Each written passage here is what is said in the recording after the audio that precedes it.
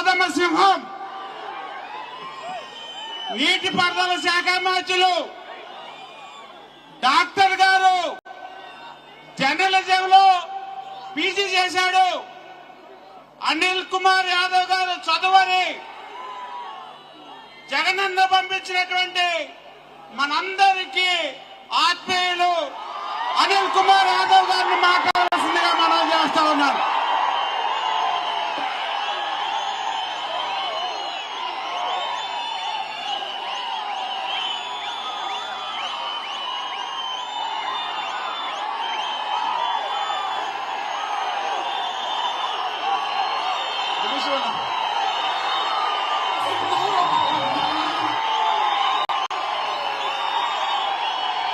ఒక్క సెకండ్.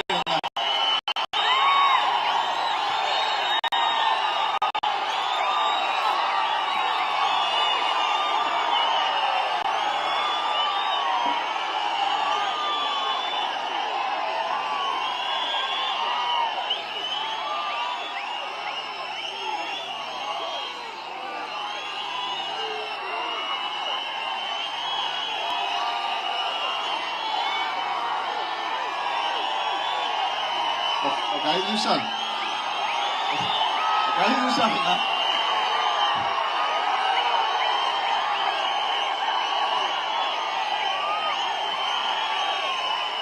5 నిమిషాలు మాట్లాడిన తర్వాత అందరికీ వేదిక మీద ఉన్న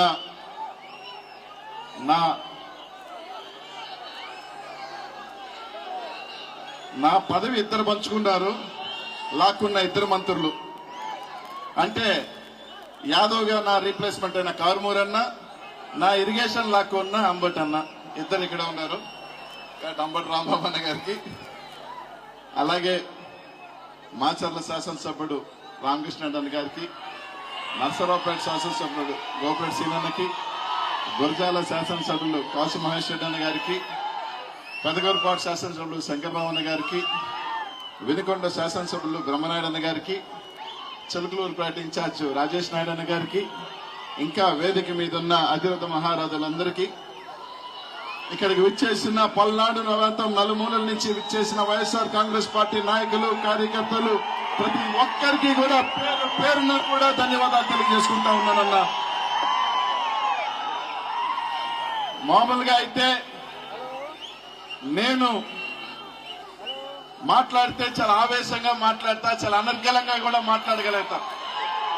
ఎప్పుడు కూడా నేను ఏం మాట్లాడాలన్నా కూడా ఆలోచన ఏదో మాట్లాడాలని రాను. వచ్చానా, వేదిక మీద మాట్లాడానా, వెళ్ళిపోయాను, అలాగే ఉంటా తప్ప ఎప్పుడు కూడా పలాంది మాట్లాడదాం అని ఎప్పుడు రాలా. కానీ ఈరోజు నేను ఇంట్లో నుంచి బయలుదేరినప్పుడు, నేను ర్యాలీగా వస్తున్నప్పుడు ఎక్కడో చిన్న బాధ. నన్ను అనౌన్స్ చేసిన తర్వాత నాకు బాధ అనిపించలా. సరేలే అన్న చెప్పాడు అనుకున్నాను, బాధ అనిపించలా. కానీ నేను నా నియోజకవర్గం దాటి వెళ్తున్నప్పుడు ఎక్కడో గుండెలో ఒక భారం. 15 సంవత్సరాలుగా నన్ను పెంచి పోషించి ఇంత వాడిని చేసిన నియోజకవర్గాన్ని వదిలి వస్తున్నానని ఒక భారంతోనే వచ్చా. కానీ 2:30కి పల్నాడు గడ్డ మీద ఎంటర్ అయ్యా. దాదాపు 8 గంటలు దారి పొడివిన ప్రతి ఒక్కరు కూడా ఆప్యాయంగా నన్ను స్వాగతించిన తీరు, నన్ను హక్కున చేర్చుకున్న తీరు, బాధ పోయి గర్వంగా ఫీల్ అయ్యా. జగనన్న నన్ను పంపించాల్సిన చోటుకే పంపించాడు, సరైన నిర్ణయం తీసుకున్నాడేమోనని గర్వంగా వచ్చా. జగనన్న నాకు ఫోన్ చేసి నర్సరావుపేట ఎంపీగా పోతావా అంటే వద్దన్నా, నేను ఎమ్మెల్యేగా ఉంటానని చెప్పా. ఒక 3-4 రోజుల తర్వాత మళ్ళీ నన్ను పిలిపించాడు. నువ్వు నర్సరావుపేట ఎంపీ పోతున్నావు అన్నాడు. నేనేం చేసుకుంటానన్నా, ఎంపీ పోయి నేను ఎమ్మెల్యేగానే ఉంటానన్నా, నీతో ఉంటాను, నీ పక్కన అసెంబ్లీలో ఉంటేనే నాకు బాగుంటుంది, నేను ఆ ఢిల్లీకి పోయి ఏం చేస్తానన్నా, నన్ను వదిలేయన్నా అన్నా. లేదు నువ్వు పోతున్నావు అన్నాడు. రైట్, అన్న ఆదేశించిన తర్వాత వద్దనే ప్రసక్తే లేదు, పోతానన్నా చెప్పిన. పోతానని కూడా చెప్పలా. 2 రోజులు టైం ఇదా చెప్పి వచ్చిన, కానీ బయట మాత్రం చెప్పిన అన్న గీత గీసిన తర్వాత దాటేది లేదన్నా పోతాను, కానీ కొంచెం సముదాయించుకోవాలి కదా అందరినీ కూడా, ఒకసారి నేను బయటకు వస్తున్నానని చెప్పిన.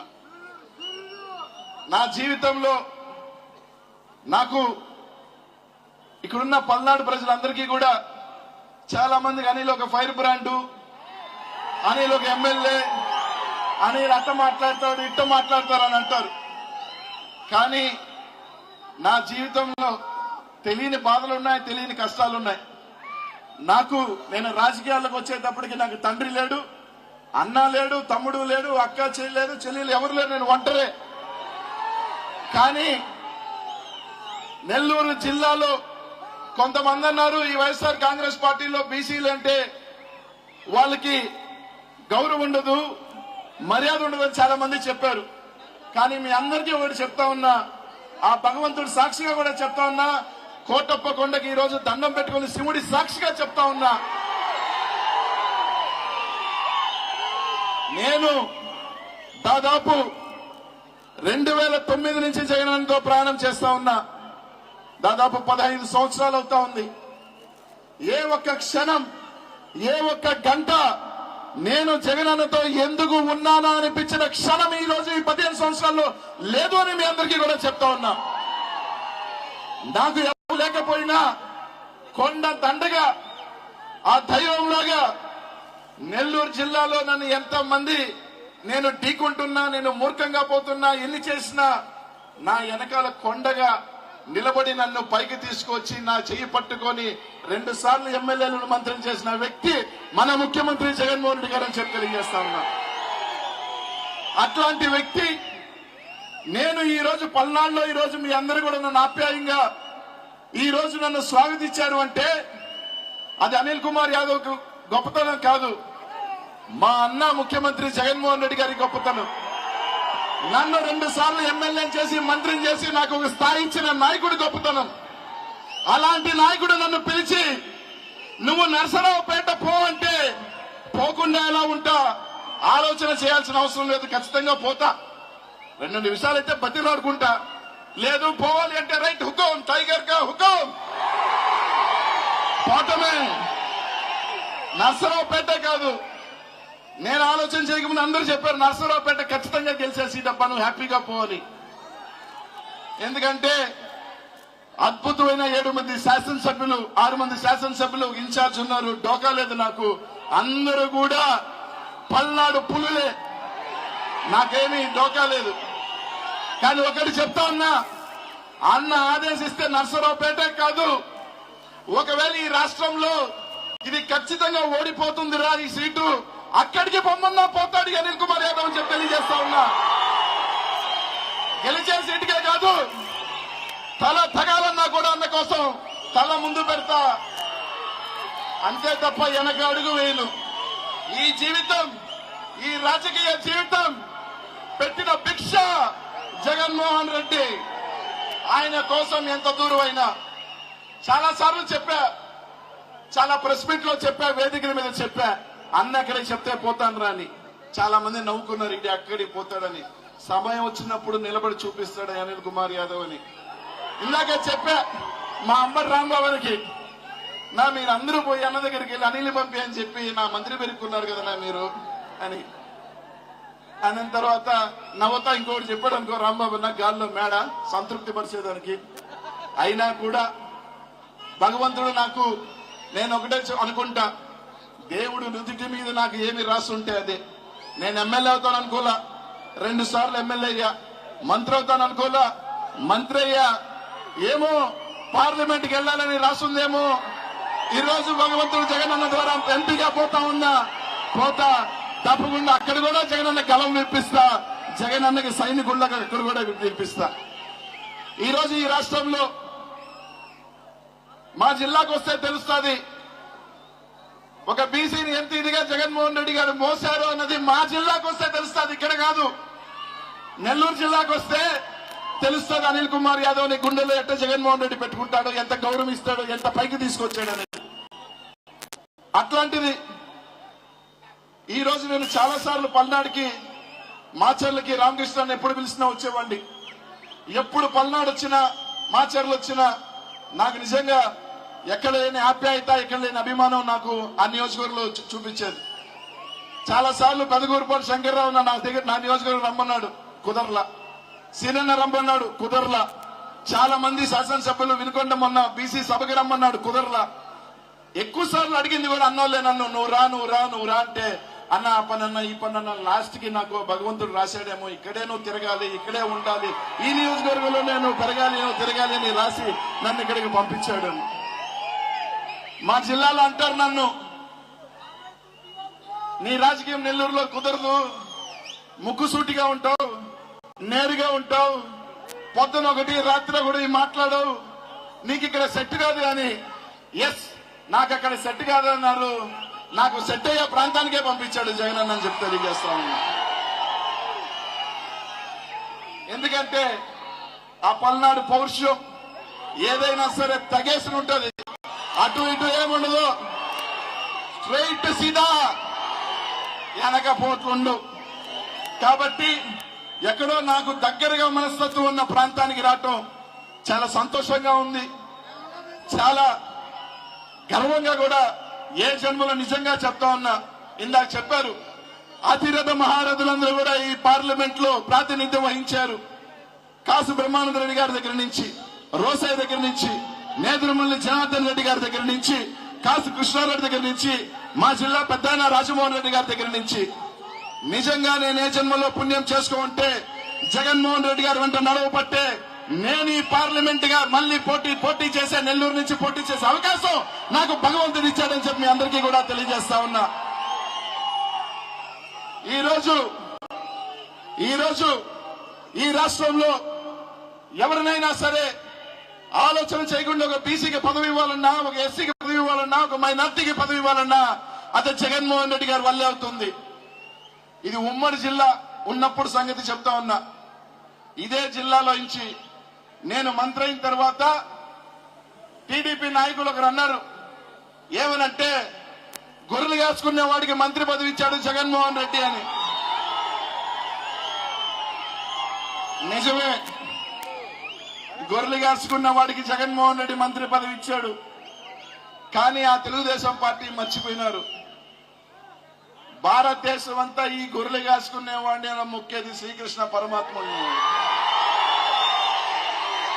యేసు ప్రభు కూడా గొర్రెల చావల్లోనే పుట్టాడు. ఆ తెలుగుదేశం పార్టీ భువనేశ్వరం ఒక మాట నింది, మాకు డబ్బుతో పనే అంటే మొత్తం విలువ చేస్తే 20,000 కోట్లు. కానీ ఆమె ఒకటి మర్చిపోయింది, ఆ 20,000 కోట్లు ఈ గొర్రెలు కాసుకునే వాళ్ళు, బర్రెలు కాసుకున్న పితికిన పాలుతో కష్టంతో సంపాదించుకున్న డబ్బు అన్న సంగతి మర్చిపోయినారు వాళ్ళు. కాబట్టి ఈరోజు మిమ్మల్ని అందరినీ ఒకటి అడుగుతా ఉన్నా, పల్నాడు నెల్లూరు నుంచి మీ ప్రాంతానికి వచ్చా, పల్నాడుకి వచ్చా, కల్మషం లేని, కుతంత్రాలు లేని పౌరుషాల గడ్డ పల్నాడుకి ఈరోజు జగన్ నన్ను పంపించాడు. ఒక బీసీ బిడ్డగా మీ ముందుకు వచ్చా. వాళ్ళు చెప్పినట్టు గొర్రెలు కాచుకునే కుటుంబం నేను కాకపోయినా మా తాత మా ముత్తాతో గొర్రెలు కాచే ఉంటాడు ఖచ్చితంగా. ఆ కుటుంబం నుంచి, ఆ వారసత్వంలో నుంచే మీ ముందుకు వచ్చా. నన్ను నెల్లూరు జిల్లా నాకు తండ్రి లేకపోయినప్పటికీ, రాజకీయాలకు వచ్చేటప్పటికి నాకు అండ లేకపోయినప్పటికీ, అన్న లేకపోయినప్పటికీ నన్ను నెల్లూరు జిల్లా అక్కడి చేర్చుకుంది. జగనన్న నన్ను ఒక దైవంలాగా, ఒక అన్నగా నన్ను చేయి పట్టుకొని రాజకీయాల్లో పెంచాడు. ఈరోజు మళ్ళీ మీ ముందుకి ఆ జిల్లాని వదిలి మీ దగ్గరికి వచ్చిన 15 సంవత్సరాల నా రాజకీయం. ఇక్కడున్న వాళ్ళందరికీ కూడా ఒకటే అడుగుతా ఉన్నా, ఒక దగ్గర నుంచి ఒక దగ్గరికి పోవటం అంటే చాలా కష్టం. అది ఎవరు ఒక ఇంటి నుంచి ఒక 5 సంవత్సరాలు ఒక ఇంట్లో ఉండి పక్క ఇంటికి పోవాలంటేనే మనకి మనసు సరిపోదు. ఒక బీసీగా 15 సంవత్సరాలు నెల్లూరు జిల్లాలో ఒక చరిత్ర నాకు ఇచ్చాడు జగనన్న. 2 సార్లు ఎమ్మెల్యేగా మంత్రి ఎవరు కాలా, నేను ఒక్కడిని. అట్లాంటి జిల్లాలో ఒక చరిత్ర రాయించాడు నా చేత. నెల్లూరు జిల్లాలో ఒక మంచి బీసీ నాయకుడిగా ఎదుగుతున్నా, తల ఎత్తుకొని నెల్లూరు జిల్లాలో తల వంచని నాయకుడిగా, బీసీ నాయకుడిగా ఎదిగా. అలాంటిది అన్న చెప్పాడు అనే ఒకే ఒక మాట కోసం, అన్న ఆదేశించాడు అనే ఒకే ఒక మాట కోసం నా సర్వస్వం నెల్లూరు నుంచి మిమ్మల్ని నమ్మి, మీరు ఉన్నారు అని నమ్మి, ఇక్కడ ఉన్న శాసనసభ్యులు ఉన్నారు అని, పల్నాడు ప్రాంతం నన్ను గుండెల్లో పెట్టుకుని తీసుకుంటుందని నమ్మి మీ దగ్గరికి వచ్చా. మీ బిడ్డగా ఉందామని వచ్చా, మీ తమ్ముడిగా ఉందామని వచ్చా, మీ అన్నగా ఉందామని వచ్చా. దీవిస్తారో నన్ను పెంచుతారో మీ చేతుల్లోనే ఉందని చెప్పి తెలియజేస్తా ఉన్నా. నాకు తెలిసిందల్లా ఒక్కటే, నా నాయకుడికి నిజాయితీగా ఉండటం, నా వాళ్ళ కోసం నిజాయితీగా బతకటం, ఎంత దూరమైనా పోవటం అన్నదే నాకు తెలిసింది. కాబట్టి ఇక్కడున్న పల్నాడు ప్రాంత ప్రజలందరినీ కూడా ఒకటే అడుగుతా ఉన్నా, ఇక్కడున్న నాయకులందరినీ కూడా అడుగుతా ఉన్నా ఒకటే, అన్నా అక్కడి నుంచి ఇక్కడికి వచ్చిన, మీ దగ్గరికి వచ్చిన మీ తమ్ముడిగా, మీ దీవెనల కోసం, ఆశీస్సు కోసం నేను సర్వస్వం నా జిల్లాని వదిలి నా రాజకీయ భవిష్యత్తు మీ చేతుల్లో పెట్టి వచ్చిన, నా రాజకీయం అన్న చెప్పాడు, నేను ఉన్నాను నువ్వు పోని చెప్పాడు. మా శాసనసభ్యులు ఇక్కడ ఉన్న వాళ్ళందరూ నాకు ఆత్మీయులు, ఎందుకంటే ఇక్కడున్న ఎమ్మెల్యేలు అందరూ కూడా దాదాపు అందరితో అసెంబ్లీలో కలిసి పనిచేసిన వాడిని నేను. వీళ్ళున్నారు, మీరున్నారు అని ఒక కొండంత ధైర్యంతో మీ ప్రాంతానికి, మీ గడ్డకి వచ్చిన. కాబట్టి ఇక్కడున్న అక్క చెల్లెమ్మలు, అమ్మలు, మహిళామ తల్లులు, అన్నలు అందరూ కూడా ఒకటి అడుగుతున్నా, నా జీవితం మీ చేతుల్లోనే ఉంది. ఈ బిడ్డని పెంచుతారో మీ చేతుల్లోనే ఉందని చెప్తా ఉన్నా. నన్ను ఈ రోజుకి పంపించాడు జగనన్న, ఎందుకంటే ఇక్కడున్న ప్రాంత ప్రజలు గెలిపిస్తారు ఒక బీసీనని. నన్ను ఈ రోజు గెలిపించుకో, ఎందుకంటే నేను వదిలి వచ్చిన సీటు చాలా మంది అన్నారు ఇంకొకరికి ఇస్తామని. నేను వదిలి వచ్చిన సీటు నెల్లూరు జిల్లాలో ఎవరు రాయని చరిత్ర ఒక మైనారిటీకి ఇచ్చామని చెప్పి తెలియజేస్తా ఉన్నా. స్వతంత్రం వచ్చిన తర్వాత నెల్లూరు జిల్లాలో ఒక మైనారిటీకి సీట్ లేదు. ఆ సీటు కూడా నేను పల్నాడుకు వచ్చి 75 సంవత్సరాల తర్వాత ఏదైతే ఒక బీసీ నా చేత జగన్మోహన్ రెడ్డి గారు ఒక పార్లమెంట్ సభ్యుడు ఒక చరిత్ర ఇక్కడ రాయించాడో, అదే చరిత్ర నెల్లూరు జిల్లాలో ఒక మైనారిటీకి నెల్లూరు నగర సీటు ఇచ్చి ఒక చరిత్ర రాశాడు. కాబట్టి అక్కడ మా సోదరుడు గెలవాలన్నా, ఇక్కడ ఒక బీసీ గెలిస్తే ఇంకొక 4 బీసీ సీట్లు వస్తాయి, ఇంకో 4 మైనార్టీ సీట్లు వస్తాయి, ఇంకో 4 ఎస్సీ సీట్లు వస్తాయి, ఇంకో ఎస్సీ సీట్లు వస్తాయి. జగన్మోహన్ రెడ్డి గారి నమ్మకాన్ని, జగన్మోహన్ రెడ్డి గారి ఆశయాన్ని ముందుకు తీసుకెళ్లాల్సిన బాధ్యత ఇక్కడున్న బీసీ, ఎస్సీ, ఎస్టీ, మైనార్టీ సోదరుల మీద ఉందని చెప్పి మీ అందరికీ కూడా తెలియజేస్తా ఉన్నానన్నా. కాబట్టి మిమ్మల్ని అందరినీ కూడా ఒకటే అడుగుతా ఉన్నా, ఖచ్చితంగా మీ గౌరవం, పల్నాడు పౌరుషం అంతా కూడా తగ్గించను. నేను పుట్టింది నెల్లూరులో ఉండొచ్చు, ఇక్కడికి వచ్చా, మీ పౌరుషాన్ని ఇంత కూడా తగ్గించను. నేను నెల్లూరులో నాకు చాలా కోరిక ఒకటి, నాకు మీసం తిప్పాలని చాలా కోరిక.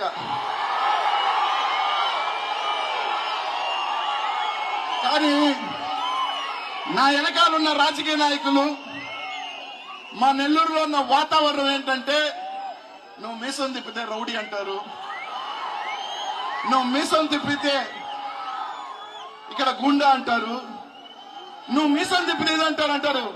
కానీ మీసం తిప్పితే పౌరుషాల సంగతి మర్చిపోయారు. అది ఈ గట్ట మీద ఉంది, ఇక్కడ తిప్పుతా.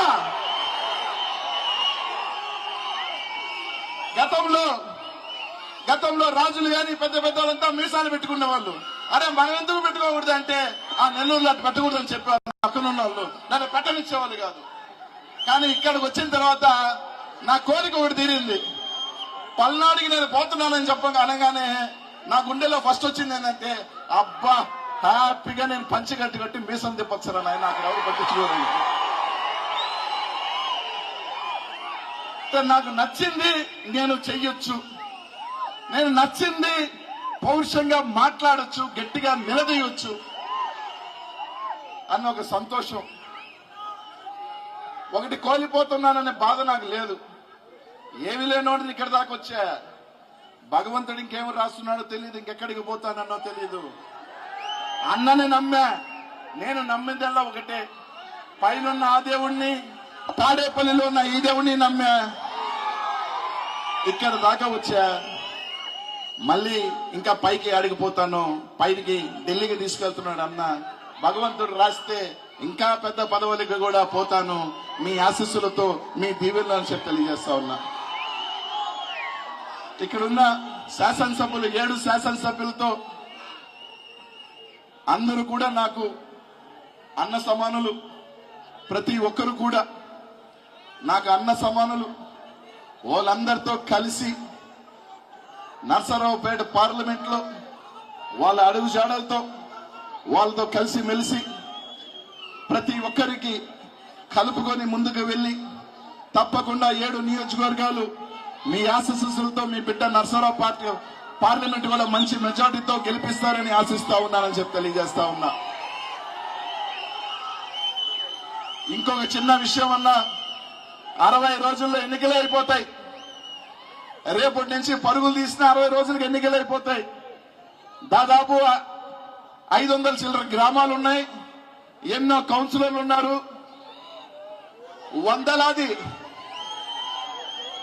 వందలాది మంది నాయకులు ఉన్నారు.